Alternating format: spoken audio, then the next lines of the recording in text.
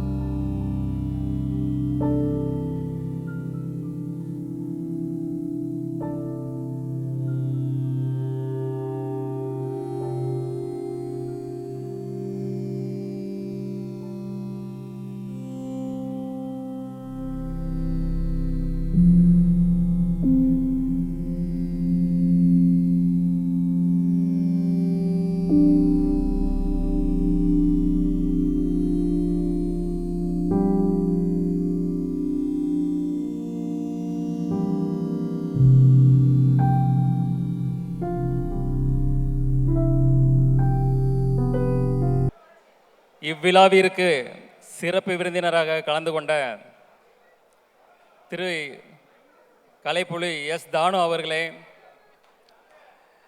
Sathyajothi films திரு தியாகராஜன் அவர்களே, கதை வசனகர்த்தாவில் புதிய அத்தியாயம் படைத்த டைரக்டர் திரு பாக்யராஜ் அவர்களே, பல்துறை வித்தகர் திரு சித்ரா லட்சுமணன் அவர்களே, ட்ரெண்டிங் இளைஞன் திரு தனஞ்சயன் அவர்களே, நண்பர்களே, உறவினர்களே, பத்திரிகை ஊடக நண்பர்களே, இந்நிகழ்ச்சியை ஊடக வழியாக கண்டு ரசித்து கொண்டிருக்கும் ரசிக பெருமக்களே, என் உயிரினும் மேலான என் மீது அதிக அன்பும் அதிக நம்பிக்கையும் வைத்திருக்கும்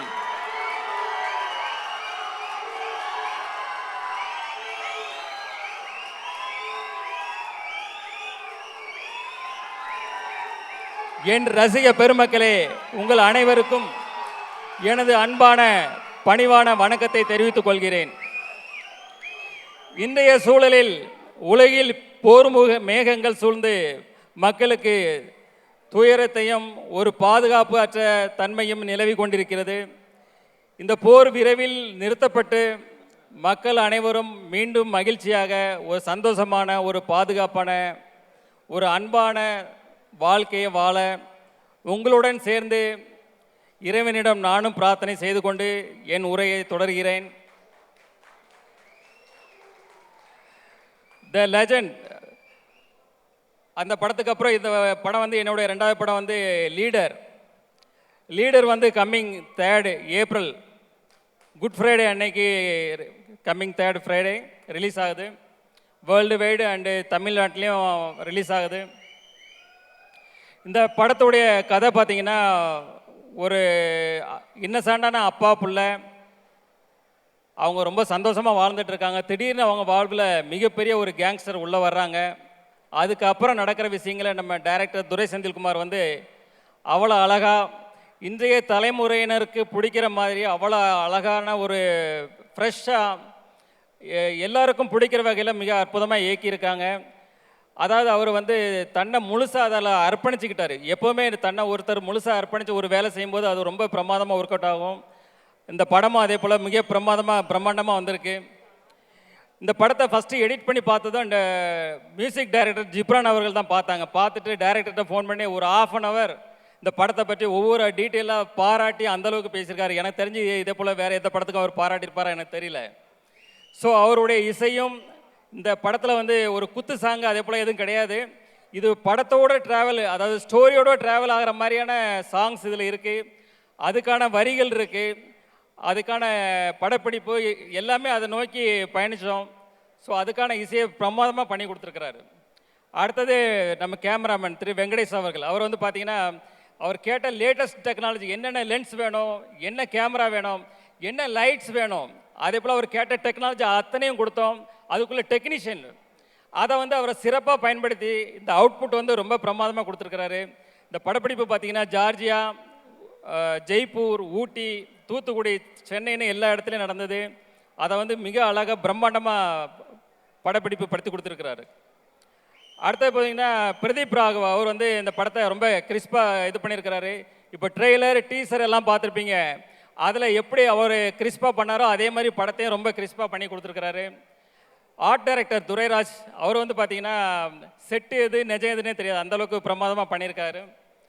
அடுத்தது எங்கள் டீமில் உள்ள மகேஷ் மேத்யூஸ், ஸ்டன் மாஸ்டர், ஒரு யங் அண்ட் ஒரு எனர்ஜெட்டிக் பர்சன். ஆனால் அதில் எங்களுக்கு இந்த படத்தில் ஷூட்டில் பார்த்தீங்கன்னா 2 இடங்கள் வந்து எங்களுக்கு ஒரு மிகப்பெரிய சவாலாக இருந்தது. ஒன்று வந்து ஜார்ஜியாவில் ஏர்போர்ட்டில், இந்த இன்டர்நேஷ்னல் ஏர்போர்ட்டில் வந்து ஷூட் பண்ணோம். அங்கே வந்து பார்த்தீங்கன்னா -14 டிகிரி செல்சியல் டே டைமில். அந்த ஹில்ஸ்லலாம் பார்த்தீங்கன்னா சுற்றி ஐஸு கொட்டி கிடக்கும், அந்தளவுக்கு குளிர் அதிகமாக இருக்கும். சன்லைட் இருந்தால் நாங்கள் தப்பிச்சோம். கொஞ்சம் ஷேடாக வந்ததுன்னா அடுத்த நிமிஷமே உடம்பெல்லாம் 1000 ஊசி குத்துற மாதிரி இருக்கும், கை கால்லாம் மரத்து போயிடும். ஸோ அதில் கிட்டத்தட்ட 14 days ஒர்க் பண்ணோம். நான் மட்டும் இல்லை, எங்கள் டீமில் உள்ள எல்லாருமே அதில் வந்து ரொம்ப அழகாக சிரமப்பட்டு ஒர்க் பண்ணாங்க. அது வந்து ஃபுல்ஃபில்லாக அது வந்து ரொம்ப அழகாக வந்திருக்கு அந்த போர்ஷன் எல்லாமே. அதே போல் பார்த்தீங்கன்னா லாஸ்ட்டு கிளைமேக்ஸ் ஃபைட் இருக்கும்போது அது வந்து ஒரு குறுகலான இடம், ஒரு ட்ரெயினில் வந்து ஃபைட் வச்சுருந்தோம். கிட்டத்தட்ட ஃபாரின் ஸ்டண்ட் மாஸ்டர்ஸ்க்கு கிட்டத்தட்ட ஒரு 100 பேர் இருந்தாங்க. அது போக கிட்டத்தட்ட ஆயிரக்கணக்கான ஜூனியர் ஆர்டிஸ்ட்டு, டெக்னீஷியன்ஸ்னு ஒரு பெரிய பட்டாளமே இருந்தது. இந்த இடத்துல ஃபஸ்ட்டு டே ஃபஸ்ட் ஷாட் முடிஞ்சதுமே நான் என்னுடைய ப்ரொடக்ஷன் மேனேஜர் அம்பியாபதியை கூப்பிட்டேன். அம்பியாபதி, எத்தனை ஆம்புலன்ஸ் இருக்குது அப்படின்னு. அவர் சொன்னார், 1 இருக்குது சார். 1 பத்தாது, 2-3 வைங்க, யாருக்கு வேணால் எப்போ வேணால் என்ன வேணால் ஆகும், எனக்கே கூட சில நேரங்களில் இன்ஜூர் ஆகும், நம்ம ரெடியாக இருக்கணும் அப்படின்னு சொன்னேன். ஆனால் காட் கிரேஸ், ஒரு 10 days வந்து பெருசாக யாருக்கும் இன்ஜூர் ஆகலை, சின்ன சின்ன இன்ஜூர் ஆச்சு. 10th day எனக்கு காலில் ஒரு மிகப்பெரிய இன்ஜூர் ஆச்சு. அடுத்த நாள் ஷூட் பண்ண முடியுமா பண்ண முடியாதுன்ற அளவுக்கு ஒரு பெரிய ஒரு சூழ்நிலை இருந்தது. அப்போது இத்தனை டெக்னீஷியன், இத்தனை 1000 பேர் இருக்கிறாங்க, அவங்களுக்கு வந்து வெயிட் பண்ண வைக்கூடாது சொல்லிட்டு இன்ஜெக்ஷன் டேப்லெட்ஸ் எல்லாம் போட்டுட்டு அது அடுத்த நாள் ஷூட் வரும்போது தாங்கி தான் நடந்து வந்தேன். இன்றைக்கி என்ன நம்மளால் பண்ண முடியுமா அப்படின்ற ஒரு டவுட்லேயே தான் இருந்தேன். பட் கேமரா ரோல் ஆக்ஷன் சொன்ன உடனே அடுத்த நிமிஷமே ஃபயர் தான். அது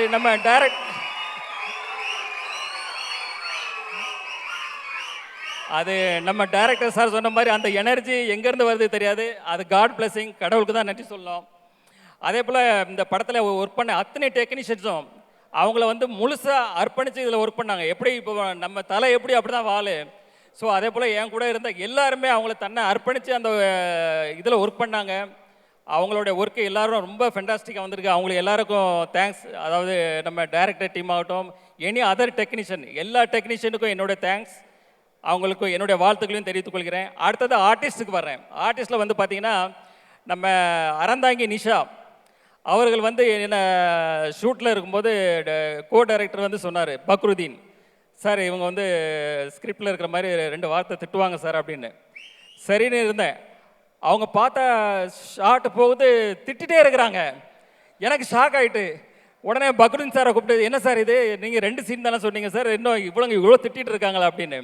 இல்லை அவர் சொன்னார், மேடம் கூட 2 வார்த்தை போட்டுக்கலாமான்னு கேட்டாங்க. நான் சரின்னு சொன்னேன். ஆனால் இப்படி வச போடுவாங்கன்னு எனக்கு தெரியாது சார் அப்படின்னு. ஆனால் அப்புறம் அறந்தாங்கி நிஷாட்ட அப்புறம் சொன்னேன் வந்து, இல்லை இது நீங்கள் பண்ணது கரெக்டு தான், இந்த வந்து சீன் அப்போ தான் இது வந்து நல்லா இன்ட்ரெஸ்டிங்காக இருக்குன்னு சொல்லி அந்த சீன் அதே போல் ரொம்ப நல்லா வந்தது.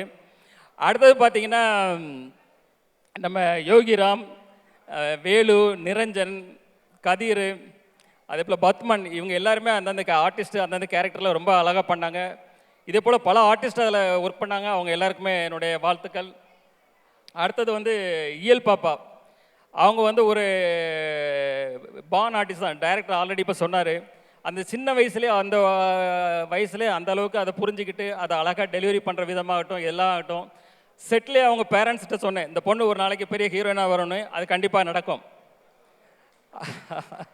அதே போல் நம்ம ஜார்ஜ் வில்லியம்ஸ்னு நடித்தார் என் கூட. அப்போ அவர் வந்து ஒரு சீனு, அவர் அங்கே நிற்கிறாரு, நான் இங்கே நிற்கிறேன்.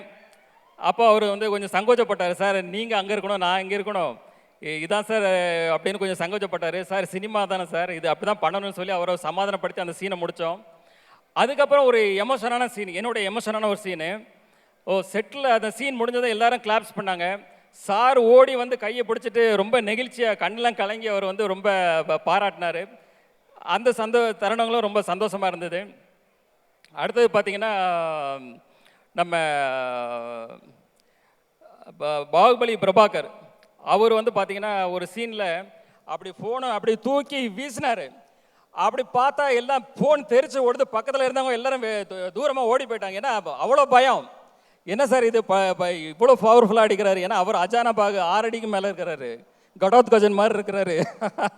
அது எல்லாம் கொஞ்சம் பயந்தாங்க. அப்புறம் அவர் வந்து சொன்னார், இல்லை சார் நான் இப்படி பண்ணுறேன், இது இப்படி பண்ணுறேன், யாருக்கும் ஒன்றும் ஆகாதுன்னு சொல்லி அடுத்த சீன் எடுத்தோம். அதே போல் ரொம்ப இன்ட்ரெஸ்டிங்காக அது போச்சு. அதே போல் பார்த்திங்கன்னா, நம்ம லால் சார் வந்து ஒரு மிகப்பெரிய ஜீனியஸ். அவர் வந்து ஒரு ப்ரொடியூசர், ஒரு டைரக்டர், ஒரு ஆக்டர். அவர் வந்து இந்த படத்தில் பண்ணும்போது நாங்கள் எங்களுக்கு ஒரு இது பயம். ஏன்னா மோகன்லாலுக்கு அப்புறம் அவர் மலையாளத்தில் மிகப்பெரிய ஒரு நடிகர்.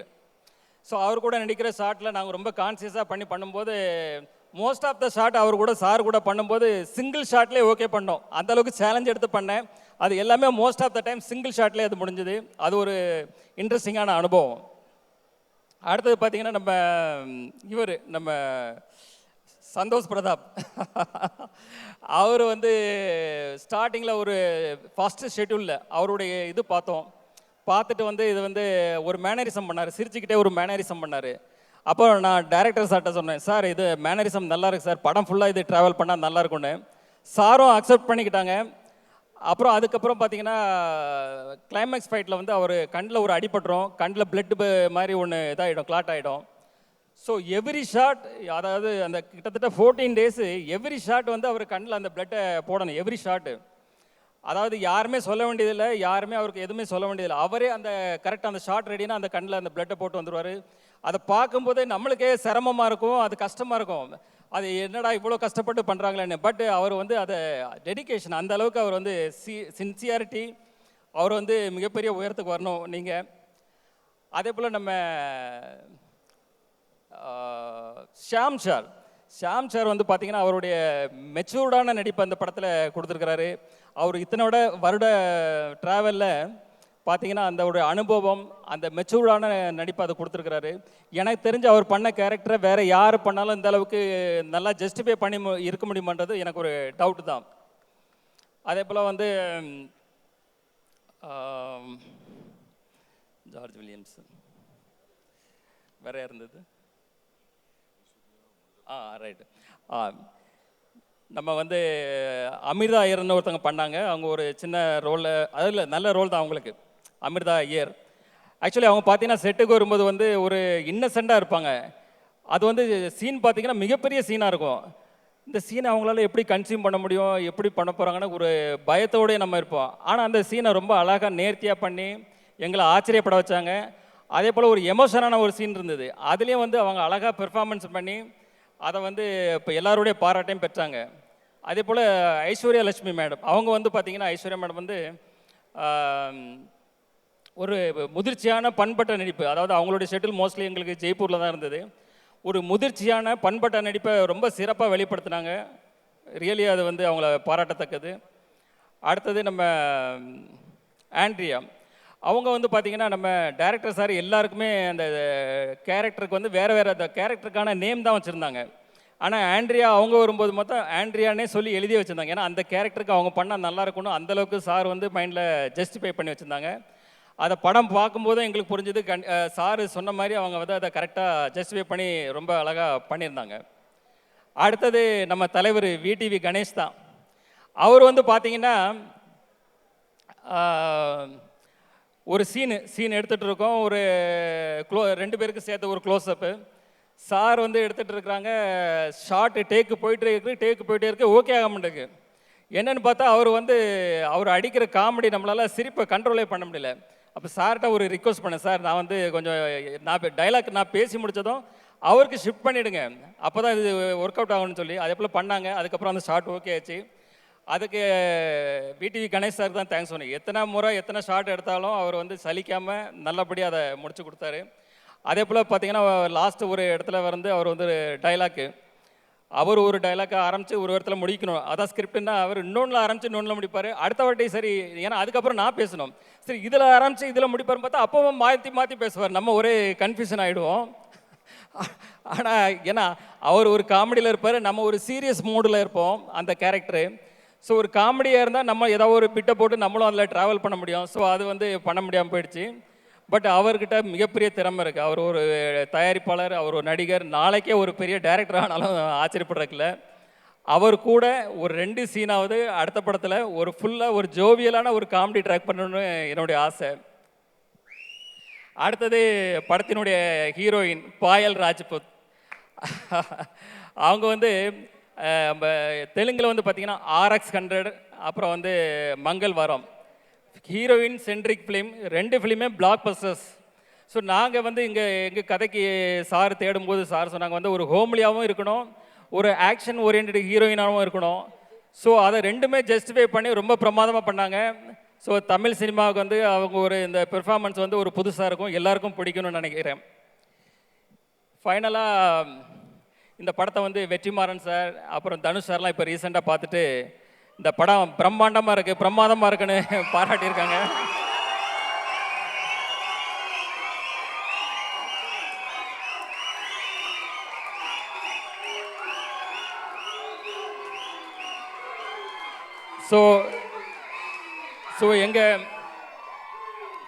எங்கள் படக்குழுக்கும் சரி எனக்கும் சரி இந்த படத்து மேலே மிகப்பெரிய நம்பிக்கை.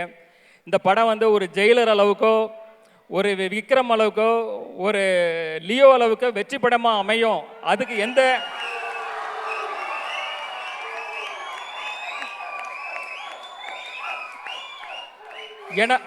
ஏன்னா அதுக்குள்ள தகுதி அத்தனையும் இந்த படத்தில் இருக்குது. நீங்கள் அந்த படத்தை வந்து நீங்கள் பார்க்கும்போது கண்டிப்பாக புரியும்.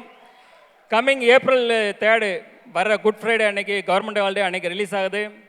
ஸோ ஃபேமிலியோடு எல்லோரும் பாருங்கள். உங்களை 100% இது வந்து சாட்டிஸ்ஃபை பண்ணும்.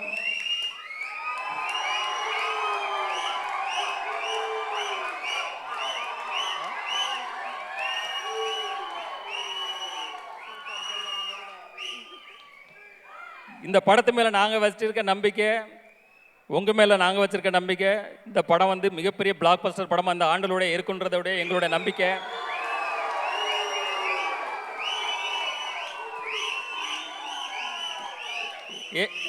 ஏப்ரலில் வந்து உங்களுக்கு ஹாலிடே அண்டு சம்மர் ஹாலிடே வந்துடுது. ஸோ சம்மர் ஹாலிடேயை லீடரோடு பார்த்து என்ஜாய் பண்ணுங்கள். அப்புறம் இப்போ என்னுடைய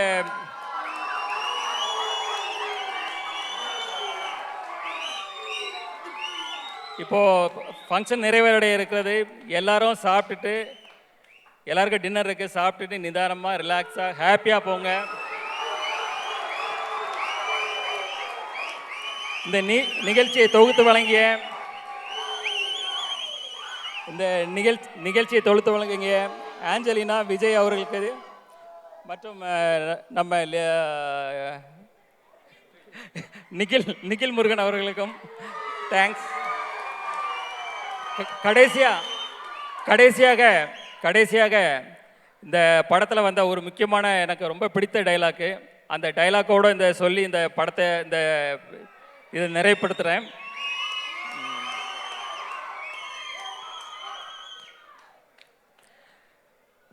கடவுள் எந்த உதவியும் நேரடியாக செய்கிறதில்லை. எல்லா நல்லதும் நல்ல மனிதர்கள் மூலமாக தான் நடக்கும். நாம் அவங்கள தான் நம்பணும். நீங்கள் என்ன நம்புங்க. உங்க நம்பிக்கை ஒரு நாளும் வீண் போகாது. உங்க நம்பிக்கை ஒரு நாளும் வீண் போகாது. வெற்றி. நன்றி. Thank you sir, thank you so much. Leader திரைப்படம் ஏப்ரல் 3ஆம் தேதி தியேட்டர்ஸ் ரிலீஸ் ஆகுது. உங்களுடைய அன்கண்டிஷனல் லவ் அண்ட் சப்போர்ட் நீங்க கொடுக்கணும் அப்படின்னு கேட்டுக்கிறோம். Thank you so much. இந்த நிகழ்ச்சியை இவ்வளவு சக்சஸ்ஃபுல் ஆக்குற ஒவ்வொருத்தங்களுக்கும் ரொம்ப ரொம்ப நன்றி. PRO நிக்கில் முருகன் சார் உங்களுக்கு நன்றி சார். உங்களுடைய